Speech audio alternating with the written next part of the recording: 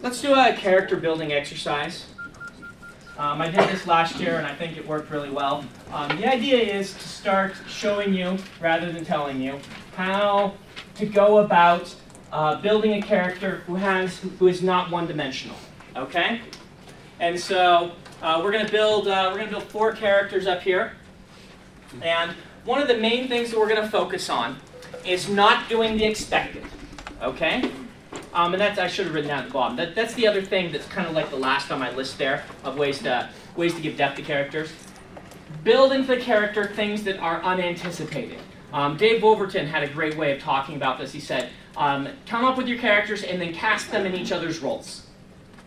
If you're building, your fantasy and you've got your wise mentor and your young plucky, princess and your kid from a farm and your best friend thief, put them in each other's roles and say, okay, the girl has to be the wise mentor for some reason, and the main character is the plucky thief, and that you swap the roles. Or another way of approaching this is saying, all right, I've built this world, I've built this plot. Why can't my main character be the hero of this plot? What is preventing them from being the hero of this plot? If you're going to tell a sports story about a football star, make him one-armed instead. How the one-armed quarterback. How is that going to work? Things like that where you build into it inherently problems with the main character being in the role that they are. That is separate from giving them passions, okay? You got to still give them passions that are not, but this sort of thing, you can kind of make them not fit their role, make them a square peg in a round hole, and you will immediately start to make them more interesting. All right? So, we're going to do some characters. Someone give me an age and a gender. What do we got? 48. 17. 17-year-old female, okay. Okay, how old's our guy in the next column? 52. 52-year-old guy. Okay, another woman. 28. 28, female. Okay, and another guy. 6-year-old boy. 6-year-old boy. Okay. So let's give. What is the 17-year-old female passionate about? Croquet. Croquet. Let me give me other ones. So I'll go with croquet. All right. Q-U-E-T-T-E. Is that how you spell croquet? Take off the last 2 letters. Q-U-E-T. Q-U-E? Take off the last 2 letters. Are we trying to do Croquet, Q-U-E-T-E-T-Q. Croquet cuckoo, it's a fantasy version. All right, what is our 52-year-old guy passionate about? Coins. Let's do romance. What's that? Let's Fishing, fly fishing. Okay, we're in a science fiction and fantasy class. Let's set some of these in science fiction worlds or fantasy worlds. Getting into wizarding school. String theory. Okay, 50-year-old guy, string theory. All right, 20-year-old female, what could she be interested in more of a fantasy world? weapons? Okay, she's weapons smith. Okay, 6-year-old boy. Mind reader. Okay, let's make it a passion rather than a quirk yet. Herbology. What? Herbology. Herbology? Okay. Yeah. All right. Interest number 2. I want a different interest. Something else that they're passionate about. Cooking. Cooking? No. 52-year-old. No. 17-year-old female. What's she passionate about? Give me something else. Necromancy. I like that one. What's that? Necromancy. Necromancy? Croquet and necromancy?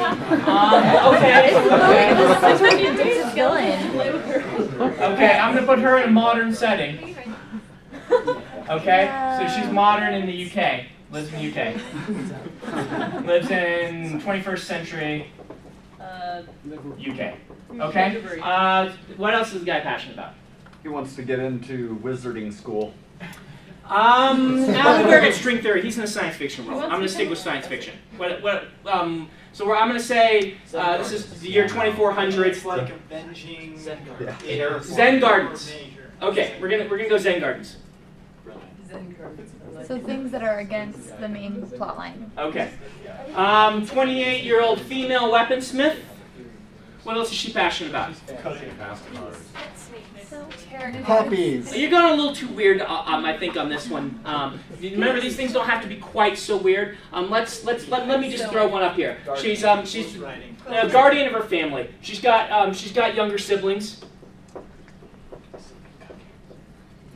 She's got siblings, and you know, her father's like has Alzheimer's.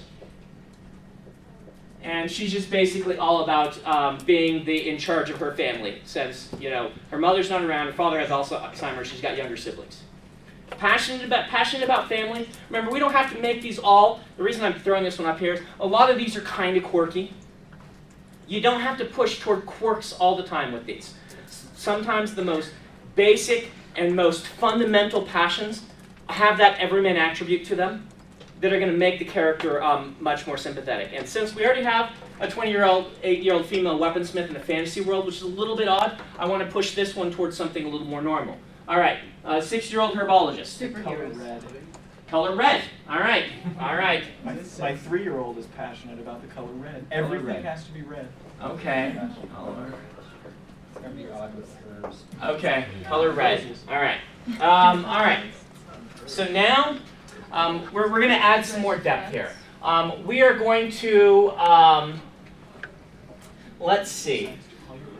We are going to add a secret in each one of these people's past that they don't want other people to know about.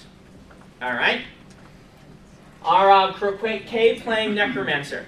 Shall we say that she's... necromancy qualifies. Yeah, necromancy probably is, but what did she do with the necromancy? She did something. She sacrificed Her dog her is neighbors. usually to attacked. increase her croquet game with interesting round-shaped objects.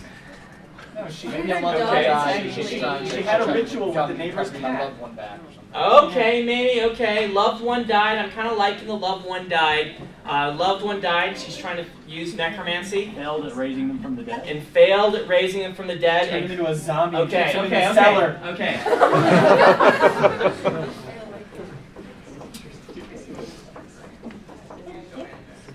Okay, I'm actually liking this one. The reason for this being that it's not just she lost somebody, which is actually a good one. You'll see lots of authors using this. It's very common. They lost someone in their past, and it's kind of shaped who they are. It's part of, you know, it's Batman, right? But taking it one step further and saying she got into necromancy because of her loved one died. She tried to raise them and failed, and now there are horrible consequences. This is actually a pretty good way to start a story. She's got, like, you know, her father locked in the dungeon in the basement as, you know, this powerful lich zombie that has, like, the soul of a demon in him, and she, like, failed in raising him, and now what do? And, you know, I go to my evil patriarch demon father for advice sometimes, but I'm really just trying to find a way to get my father's soul back in there. You've got a great little kind of weird thing going on here that could be completely separate from the main plot, or at least only sideways part of it, that now she's got a lot more depth. Our 52-year-old guy, string theory, Zen Gardens, what is his job? Are we going to call him, is he a theoretical physicist? Trash. I assume we've got to have, you want him to be a trash man? Yes. No. Maybe he got fired so he's the trash man. Okay, trash man. Cute little worker. Okay, we're going to make him a trash man in the future. Future trash man.